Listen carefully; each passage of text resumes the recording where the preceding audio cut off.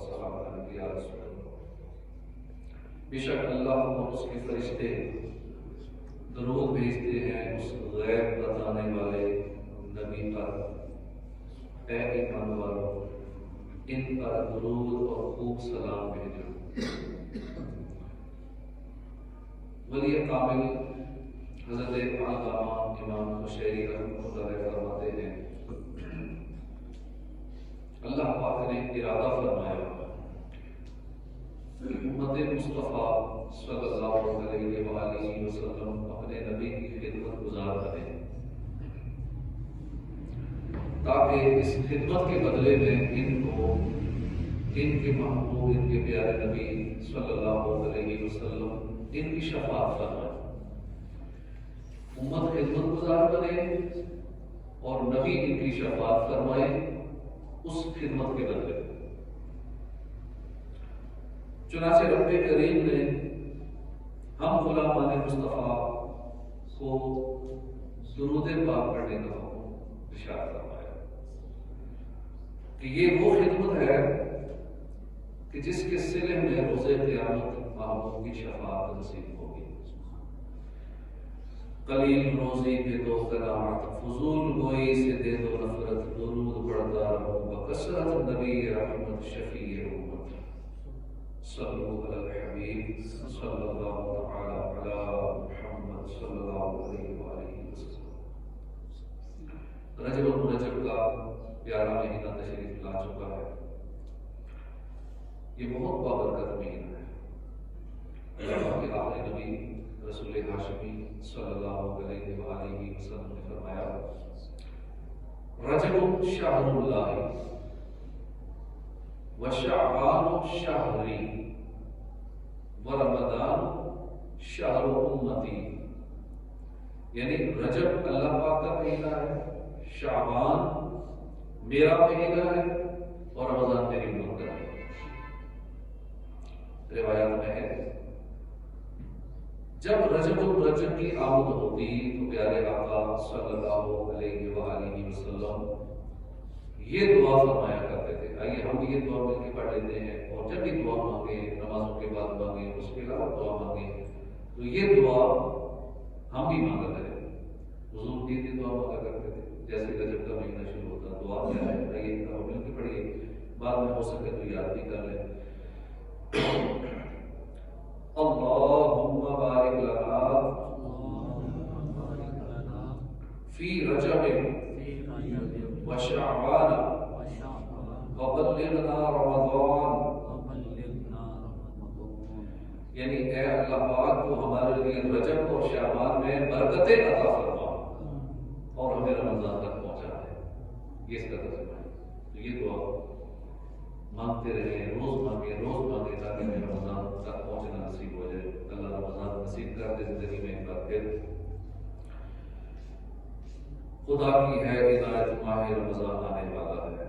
رجب شعبان اور پھر رمضان، کوئی مولا کی رحمت، ماہ رمضان آنے والا ہے۔ ماہ رمضان، ماہ غفران، ماہ سبحان، ماہ رحمان، کھلیں گے باب جنت، ماہ رمضان آنے والا ہے۔ جنت کے دروازے کھل جائیں گے جب رمضان آئے۔ کسی عربی شاعر نے کہا، بید صحیفتک السوداء فی رجب بصالح العمل المنجی من اللہب۔ رجب المرجب میں اپنا کالا کالا گناہوں سے بھرا نامہ اعمال چمکا لو۔ جو ہم نے اپنے نامہ اعمال کو گناہوں سے آلودہ کر دیا ہے، گناہوں سے بھر دیا ہے، یہ وہ مہینہ ہے کہ اپنے نامہ اعمال کو چمکا لو۔ کیسے چمکا لو؟ نیک اعمال کر کے۔ کون سے نیک اعمال؟ وہی نیک اعمال جو جہنم سے بچاتے ہیں، جو جہنم کی بھڑکتی ہوئی آگ سے نجات دلانے والے۔ اللہ اکبر۔ عبادت میں، ریاضت میں، تلاوت میں لگا دے دل۔ اللہ کی بارگاہ میں ہم یہ دعا کرتے ہیں، عبادت میں، ریاضت میں، تلاوت میں لگا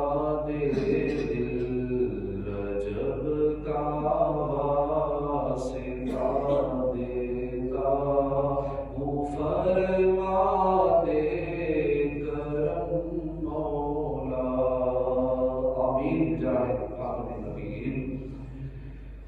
سورہ فاتحہ آیت نمبر 4۔ ہم نے سورہ فاتحہ کی پہلی آیت سنی تھی الحمدللہ، اس پہ ہم نے پورا بیان سنا تھا جمعے کے دن۔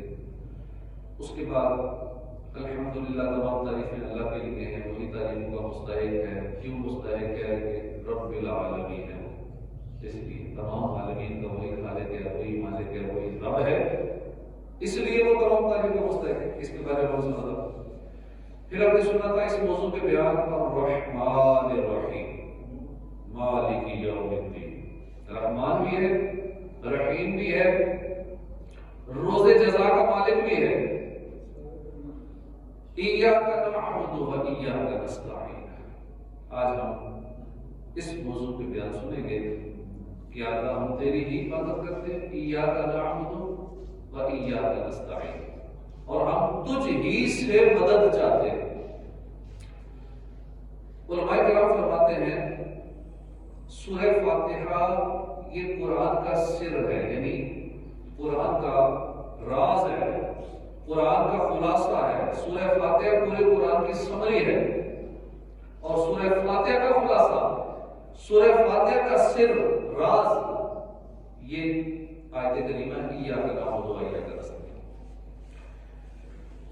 انسان سے بنیادی طور پر یہی مقصود ہے کہ وہ صرف اور صرف اللہ کی عبادت کرے اور اسی پر بھروسہ جمائے اور اسی پر توکل رکھے اور اسی سے مدد چاہے۔ اب ذرا دل میں ذوق و شوق رکھ کر یہ آیت سنیں اور پڑھیں، ایاک نعبد و ایاک نستعین۔ ہمارے حق میں یہ بڑی قابل فخر آیت ہے۔ کہا ہم جیسے مٹی کے بنے ہوئے انسان، اور کہا رب کائنات کی بلند بارگاہ، ہم اس بارگاہ میں کھڑے ہونے کے قابل کہاں ہیں؟ مگر یہ اللہ کی کرم نوازی ہے کہ اس نے اپنی بارگاہ میں حاضر ہونے کی نہ صرف اجازت عطا فرمائی بلکہ حکم دیا۔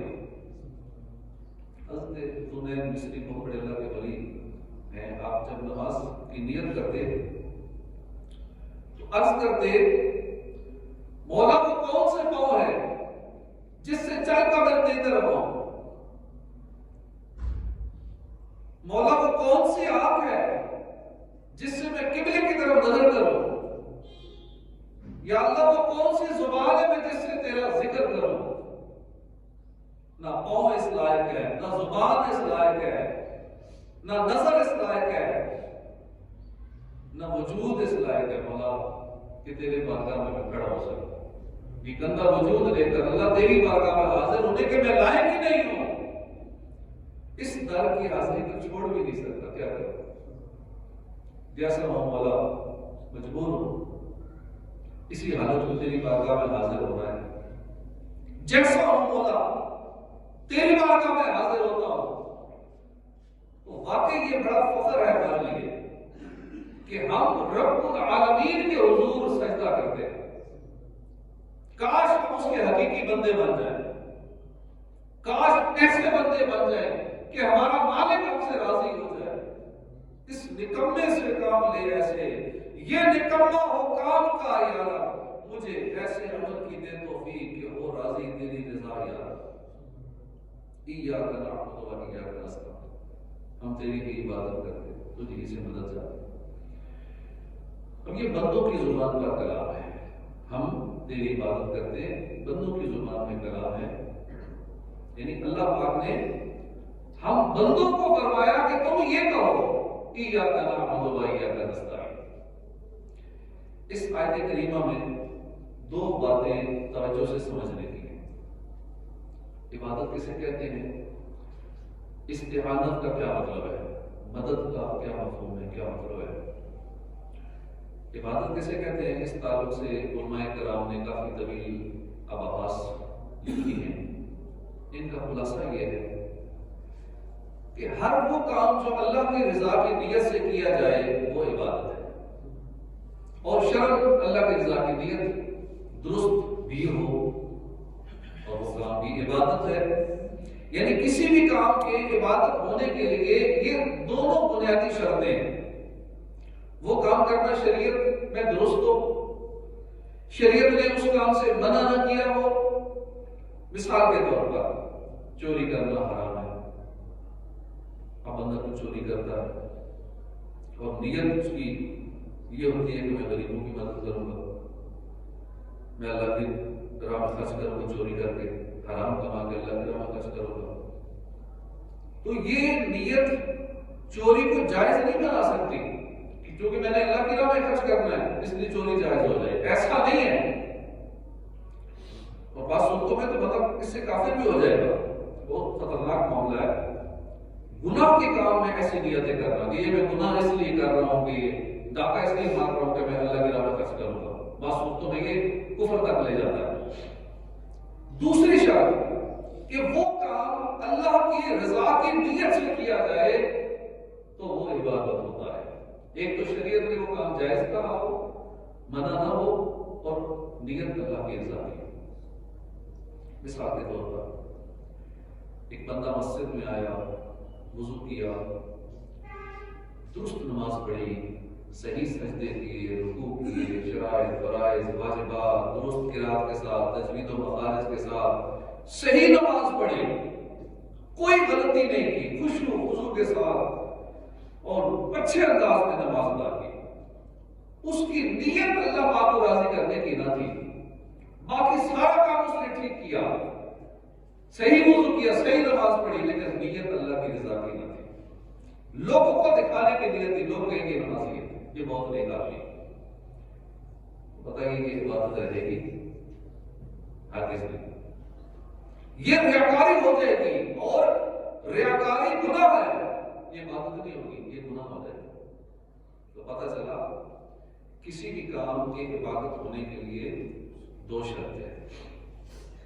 شریعت نے اس کام سے منع نہ کیا ہو اور وہ کام اللہ کی رضا کے لیے کیا جائے. یہ دو چیزیں اکٹھی ہوگی تو عبادت شمار ہوگی.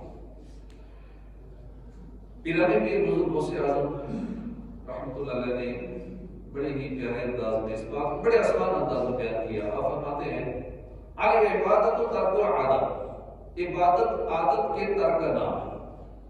مثلا ہم کام کرتے ہیں، کاروبار کرتے ہیں، آفس جاتے ہیں، کیوں جاتے ہیں؟ کمانے کے لیے، بال بچوں کی پرورش کے لیے. یہ عادت ہے. دکان پر جائیں، آفس میں جائیں، کام پہ جائیں، مگر اس لیے نہیں کماؤں گا نہیں تو کھاؤں گا کہاں سے، بلکہ اللہ کی رضا کے لیے جائیں. خود کو، اپنے بچوں کو ناحق سوال کرنے سے بچانے کے لیے کمائیں. رزق حلال کما کر عبادت پر معاونت کی نیت سے کمائیں. ایسے ہی ہم اپنے بال بچوں سے پیار کرتے ہیں، بچوں پہ خرچ کرتے ہیں، بچوں کی پرورش کرتے ہیں، بچوں کی خواہشات پوری کرتے ہیں، کھانے پینے کا انتظام کرتے ہیں. کیوں کرتے ہیں؟ اس لیے کہ وہ ہمارے بچے ہیں، ہمیں اچھے لگتے ہیں، ہمارا خون ہے. یہ عادت ہے. بچوں سے پیار کریں، بچوں پہ خرچ کریں، بچوں کی خواہشات پوری کریں، مگر اس نیت سے کہ شریعت میں حکم دیا ہے، اس نیت سے کہ میرے اوپر ان کی کفالت واجب ہے، میرے ذمہ پہ اللہ نے حکم دیا ہے. اس نیت سے کریں. اچھی پرورش کا حکم شریعت نے دیا ہے، اس نیت سے کریں. ان سے پیار کرنا شریعت کو مطلوب ہے، اس لیے میں اپنے بچوں سے پیار کرتا ہوں. تو یہی کام عبادت بن جائیں گے. ہم کر تو رہے ہیں ویسے بھی وہ کام، لیکن عادت کے طور پہ کر رہے ہیں، عبادت کے طور پہ نہیں کر رہے، کیونکہ اچھی نیتیں نہیں. اچھی نیت سے عادت عبادت بن جاتی ہے. تو جب عادت عبادت بن جائے تو غسل پاک نے فرمایا العبادت و ترک العادت، عبادت ترک عادت کا نام ہے. تو معلوم ہوا کہ اگر ہم اچھی نیتوں کی عادت بنا لیں گے تو ہماری زندگی کا اکثر حصہ عبادت میں شمار ہو جائے گا. ہم اکثر حصہ زندگی کا عبادت میں گزار سکتے ہیں، صرف اپنا مائنڈ سیٹ چینج کر کے، اپنی انٹینشنز کو تبدیل کر کے، اپنی نیتوں کا قبلہ درست کر کے. کھانا کھانا ہے، اچھی نیت کر لیں، عبادت ہو جائے گا. پانی پینا ہے اچھی نیت کر لیں، وہ پانی پینا عبادت ہو جائے گا. کپڑے پہننے ہیں اچھی نیت کر لیں، کپڑے پہننا عبادت ہو جائے گا. سونے لگے ہیں سونے سے پہلے اچھی نیتیں کر لیں، سونا عبادت ہو جائے گا. آفس جانا ہے اس سے پہلے اچھی نیتیں کر لیں، آفس جانا سارا دن وہاں کام کرنا عبادت ہو جائے گا. کاروبار میں جا رہے ہیں اچھی نیتیں کر لیں، سارا دن دکانداری کرنا کاروبار کرنا عبادت ہو جائے گا. اب نیتیں کرتے جائیں اور اپنے نیکیاں بڑھاتے چلے جائیں، نیکیوں کا ایک ذخیرہ ہوتا ہے. میرا ہر عمل بس تیرے واسطے کر اخلاص ایسا عطا یا الہی. ہم دنیا میں آئے ہی عبادت کے لیے، ہم آئے ہی عبادت. ایاک نعبد و ایاک نستعین وما خلقت الجن والانس الا لیعبدون. اور میں نے جن اور آدمی اسی لیے بنائے کہ میری بندگی کرے. ہم دنیا میں پیدا ہی عبادت کے لیے ہوئے، اس لیے چاہیے کہ ہم کثرت سے اللہ کی عبادت کیا کریں. تو میں کرام فرماتے ہیں عبادت ایک امانت ہے، اور اہل کرم کا یہ دستور ہے کہ جب امانت ادا کی جائے تو کرم فرماتے ہیں. اہل کرم کا یہ دستور ہے کہ جب ان کی امانت ادا کی جائے تو وہ کرم فرما دیتے ہیں، اور اہل کرم کا کرم پھر ان کی حیثیت کے مطابق ہوتا ہے.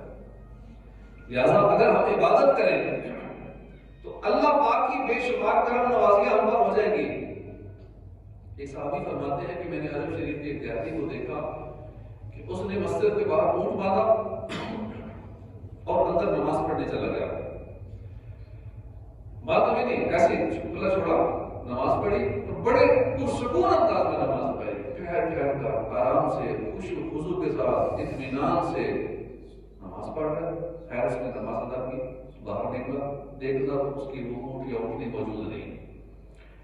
چنانچہ اس نے اللہ کی بات کا عرض کی، مولا میں نے نماز پڑھ کر تیری امانت ادا کر دی، میری اونٹنی تیری امان میں تھی، تو میری امانت مجھے دے دے. اس نے ابھی یہ دعا کی ہی تھی کہ ایک شخص اسے اونٹنی پر سوار نظر آیا.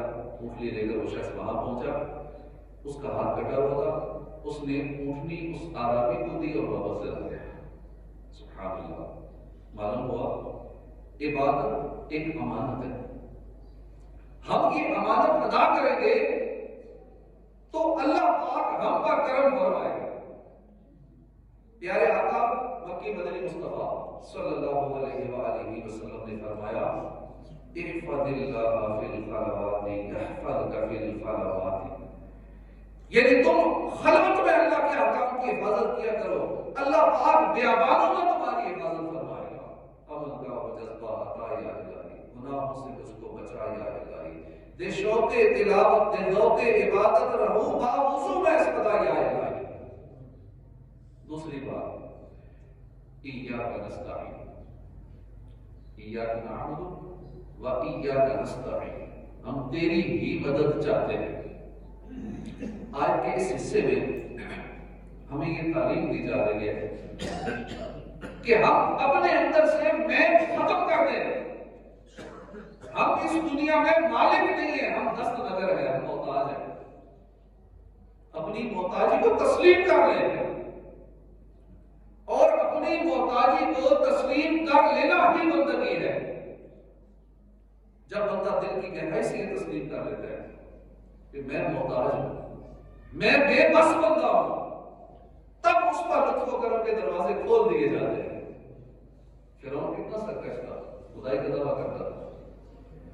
جب کاٹ پڑا، دریا نیل کا پانی کم ہو گیا، فصلوں کو پانی نہ ملا، تاثالی ہو گئی، لوگ بھوک پیاس سے نڈال ہو گئے، سب مل کر فرعون کے پاس آئے. تو کہا فرعون ہمارے اہل و عیال، ہمارا مال مویشی سب ہلاک ہوئے جاتے ہیں، اگر تو واقعی خدا ہے تو دریا نیل کو جاری کر دے. فرعون جانتا تھا میں خدا تو نہیں، یہ بھی جانتا تھا کہ دریا نیل کو جاری میں نہیں کر سکتا، لیکن اب کچھ تو کرنا ہے، ورنہ جو ڈھونگ رچایا ہے اس کا بھانڈا ٹوٹ جاتا. چنانچہ فرعون نے اس کا ایک حل سوچا. اس نے اونی لباس لیا، بالوں سے بنی ہوئی ایک ٹوپی لی، ایک تھیلے کے اندر اس نے خاک بھری، رات بھری، بالکل اکیلا ایک ویران جزیرے میں چلا گیا۔ وہاں جا کر اس نے شاہی لباس اتارا، بالوں کی بنی ہوئی ٹوپی سر پہ پہنی، اس رات کو زمین پر پھیلایا اور فرعون اس پر لیٹنا شروع ہو گیا۔ لوٹ پوٹ ہو کے ساری خاک اپنے جسم پہ مان لی، سجدے میں سر رکھ کر عرض کی، اے میرے خالق و مالک، میں جانتا ہوں کہ تو ہی زمین و آسمان کا مالک ہے، یا اللہ میں مانتا ہوں تو ہی خالق ہے، لیکن مجھ پر بدبختی غالب آ گئی، میں تیری نافرمانی میں سرکشی میں حد سے بڑھ گیا، اے مالک میری قوم کے سامنے مجھے رسوا نہ کرنا، بے شک تو بڑا کرم فرمانے والا۔ فرعون بدبخت جب یوں رب رحمان اور رحیم کے حضور اپنی عاجزی کا، محتاجی کا اظہار کیا تو دریائے کرم جوش پہ آ گیا۔ اللہ پاک نے دریائے نیل کو جاری ہونے کا حکم فرما دیا، دریائے نیل جاری ہو گیا۔ غور فرمائیے، فرعون جیسا سرکش کافر اگرچہ اپنی دنیاوی جھوٹی عزت بچانے کے لیے صحیح، جب اللہ کے حضور اپنی محتاجی کا اظہار کرے، اپنی بے بسی کا اظہار کرے، تو اللہ پاک ایسا کرم فرماتا ہے، دریا نیل کو جاری فرما دیا۔ ہم تو پھر مسلمان ہیں، ہم تو رب العالمین کے ماننے والے ہیں، ہم تو اللہ کے محبوب کے امتی ہیں، ہم تو کلمہ پڑھنے والے ہیں، رب کے حضور سجدہ کرنے والے ہیں، اللہ کے حبیب کا کلمہ پڑھنے والے ہیں۔ ہم جب کہ اپنی محتاجیوں کا اقرار کریں کہ مولا میں بے بس ہوں، یا اللہ میں تیرا عاجز بندہ ہوں، میں کچھ نہیں ہوں، تیرا بندہ ہوں، میری کوئی طاقت نہیں ہے، میری کوئی قوت نہیں ہے۔ جب ہم اپنی بے بسی کا، محتاجی کا اظہار کریں گے تو ہم پر کیسی کیسی کرم نوازی ہوگی۔ جب فرعون پہ اللہ نے کرم کر دیا کہ اس نے عاجزی کی، محتاجی کا اظہار کیا، تو اللہ نے دریا نیل کو جاری فرما دیا، اس کی عزت بچ گئی۔ تو یہی وہ حقیقت ہے کہ جس کا اظہار کرتے ہوئے بندہ کہتا ہے ایاک نعبد و ایاک نستعین، مولا میرے پاس ہاتھ تو ہے، تو نے ہی عطا فرمائے، تیری مدد ہوگی تو میں ان ہاتھوں کو چلا پاؤں گا، مولا میرے پاس پاؤں تو ہے، تو نے دی ہے، تو طاقت عطا فرمائے گا تو میں ان پاؤں سے چل سکوں گا، یا اللہ تو نے مجھے آنکھیں دی ہیں، میرے ہاتھوں میں طاقت تو نے دی ہے، مال و دولت بھی ہے، بازو میں طاقت بھی ہے، تو نے دل دیا، عقل دیا، جذبات دیے، عہدہ بھی دیا، منصب بھی ہے، سب کچھ ہے، تو نے ہی دیا ہے، مگر میں لمحہ لمحہ تیری مدد کا محتاج ہوں، تیری مدد شامل حال نہ ہوگی تو یا اللہ میں دل کا بھی نہیں توڑ سکتا۔ جیسا اے مالک و مولا، اے مالک کریم، تو ہی مالک ہے، تو ہی رب العالمین ہے، میں تجھ ہی سے مدد چاہتا ہوں، وَإِيَّاكَ نَسْتَعِينُ، میں ہوں بندہ، وہ مولا، کون ہے اپنا اس کے سوا، میں ہوں اس کا، وہ ہے میرا، جس نے بنایا اور پالا۔ اللہ پاک ہمیں اپنی اوقات میں رہنے کی توفیق عطا فرمائے، صحیح معنوں میں عاجزی اور انکساری اپنانے کی توفیق عطا فرمائے، آمین بجاہ نبی الامین۔ ہم برکاہ الہی میں عرض کرتے ہیں وَإِيَّاكَ نَسْتَعِينُ۔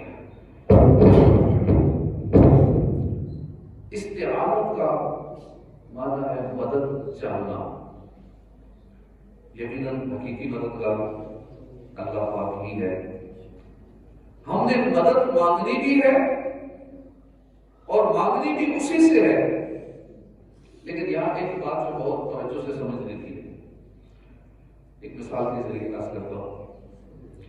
رازق کون ہے؟ اللہ، لیکن ہم اللہ کے اس رزق کو حاصل کرنے کے لیے کیا کرتے ہیں؟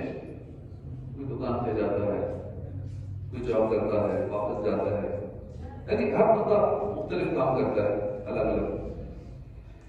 رازق تو اللہ ہے، پھر ہم دکان پہ کیوں جاتے ہیں، جاب پہ کیوں جاتے ہیں، کیوں کاروبار کرتے ہیں؟ اللہ رازق ہے نا۔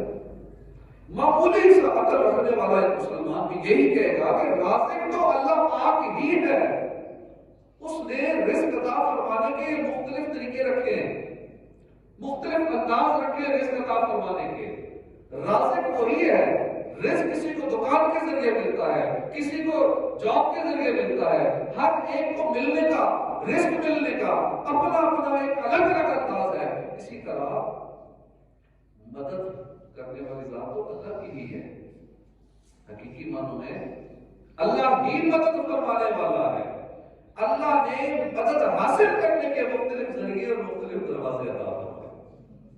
مثلا ہم اللہ کی بات میں خاص کرتے ہیں، یا اللہ میری مدد فرما، یہ بھی اللہ سے مدد مانگنا ہے۔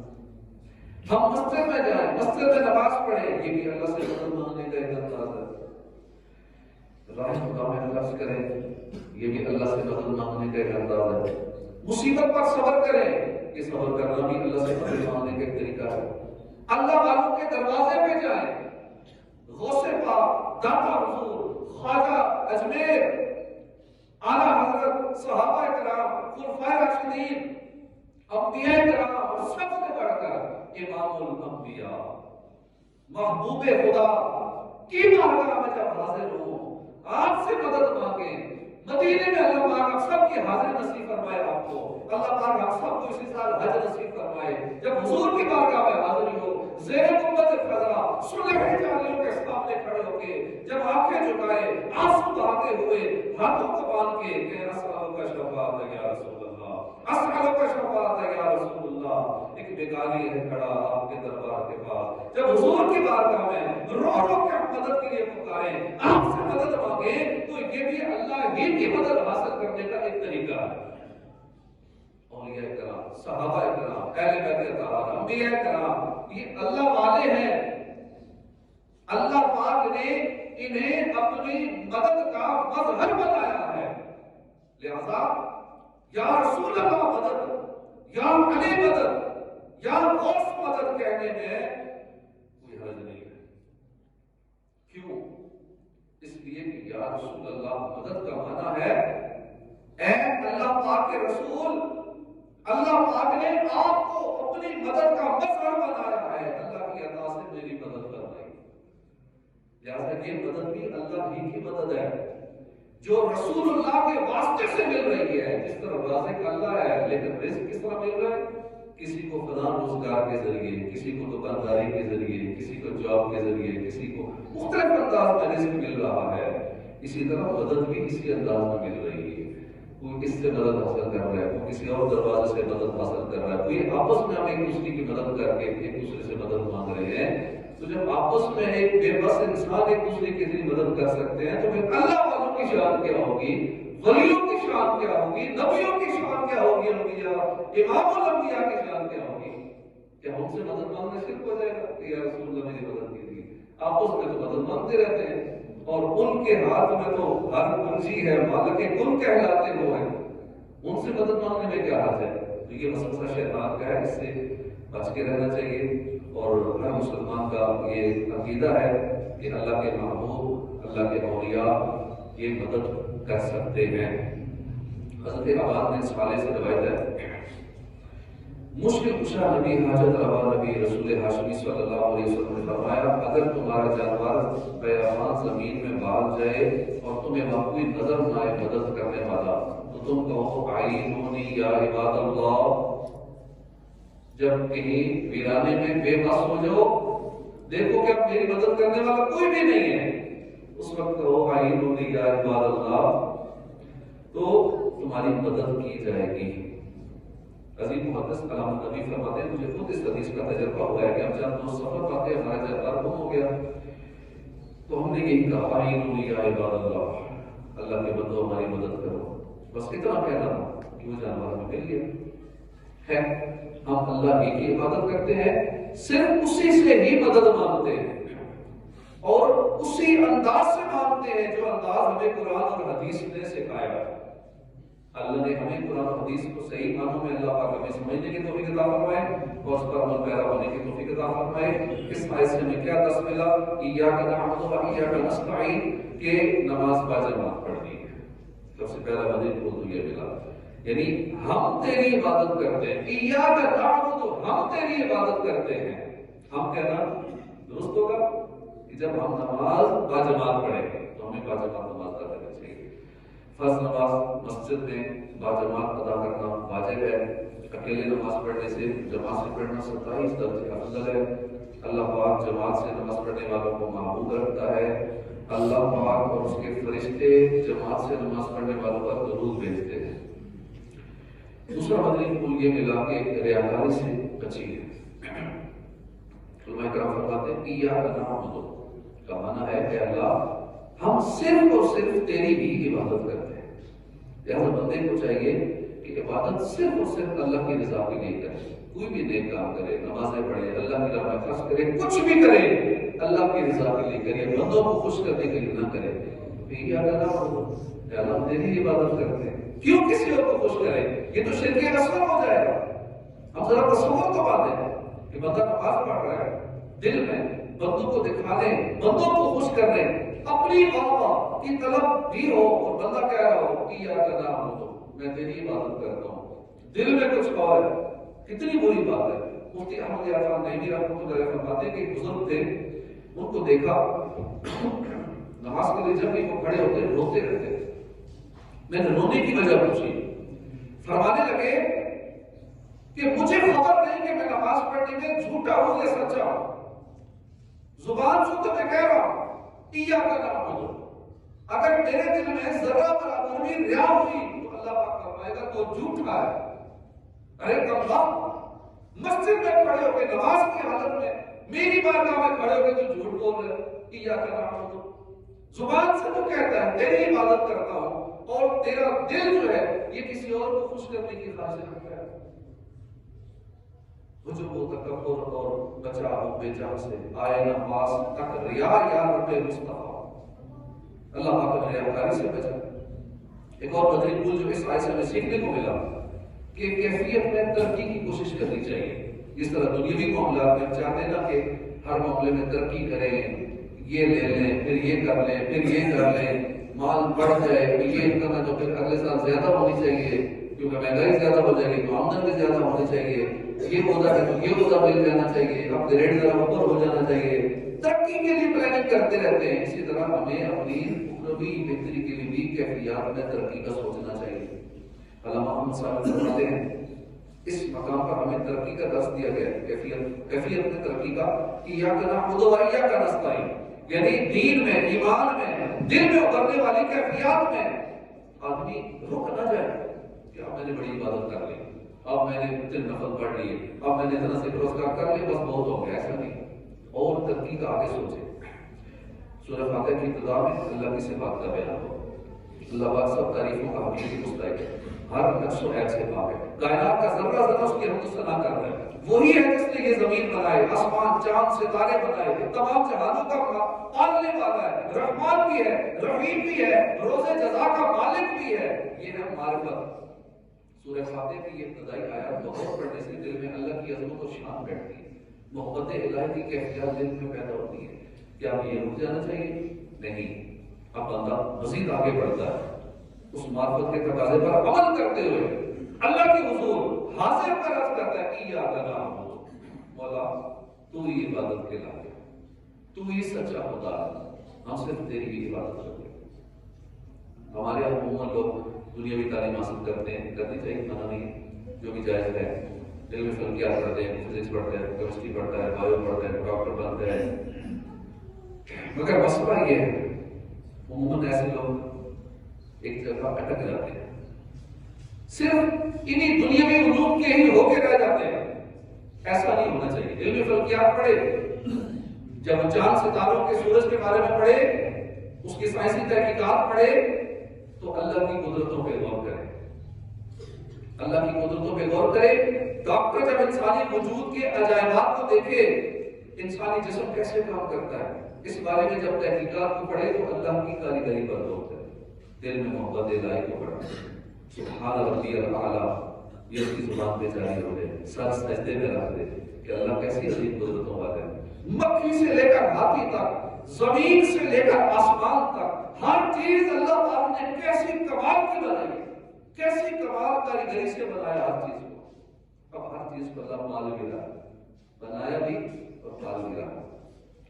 اے مالک و مولا تو حقیقی رب ہے, تو ہی سچا خدا ہے, تو ہی مالک ہے، تو ہی عبادت کے لائق ہے، میں مٹی کا بنا ہوا معمولی سا انسان ہوں، میں تیرے حضور سجدہ کرتا ہوں، یا اللہ میں معمولی سا انسان ہوں، میں تیرے آگے سجدہ کرتا ہوں، میں تجھ ہی سے مدد چاہتا ہوں۔ الغرض آدمی اللہ کی قدرتوں مخلوقات میں غور کرے اور اس سے اپنے دل میں محبت الہی کو بڑھائے۔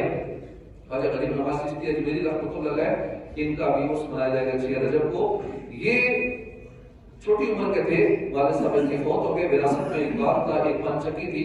ایک دن بعد میں یہ کام میں مصروف تھے کہ بزرگ وہاں آئے، بزرگ آئے تو انہوں نے بڑے ادب سے ان بزرگوں کو وہاں بٹھایا، پھل پیش کیے، اور ان بزرگوں نے ایک روٹی کا ٹکڑا ایک چبا کر خواجہ صاحب کے منہ میں ڈال دیا۔ خوش ہوئے تھے، اس بچے نے ہماری اتنی خدمت کی ہے۔ بس وہ ٹکڑا جیسے ہی پیٹ میں اترا، خواجہ صاحب کے دل کی دنیا ہی بدل گئی۔ دل میں دنیا سے بے رغبتی پیدا ہوگی، نیکیوں کی رغبت پیدا ہوگی، ایمانی کیفیت پیدا ہو گئی۔ حضور خواجہ صاحب رکے نہیں ہیں، آگے بڑھے، آگے بڑھے۔ کیا کیا؟ باغ بیچ دیا، پنچکی بیچ دی، سارا مال اللہ کے راہ میں خرچ کر دیا، علم دین سیکھنا شروع کر دیا۔ کئی سال علم دین سیکھا، قرآن پاک پڑھا، احادیث پڑھی، شریعت کا علم سیکھا۔ اب دل کی حالت بھی کافی ترقی کر چکے تھے، مگر رکے نہیں، پیر کامل کی تلاش شروع کر دی۔ جب پیر کامل ملے خواجہ عثمان ہرمنی، ان کی خدمت میں بیعت ہونے کے بعد 20 سال گزار دیے۔ ایمان کی کیفیت میں ترقی جاری رہی، رکے نہیں۔ جب اتنا علم حاصل کر لیا، اتنی عبادت کر لی، بس یہ کافی ہو گیا۔ خواجہ صاحب 20 سال پیر صاحب کی خدمت میں آپ نے گزار دیے، اور مکے میں جب حاضر ہوئے، میزاب رحمت کے نیچے کھڑے ہو کر آپ کے پیر صاحب نے دعا کی اپنے مرید کے لیے، تو غیر سے آواز آئی، عثمان ہم نے تیرے مرید کو غریب نواز کو قبول کر لیا۔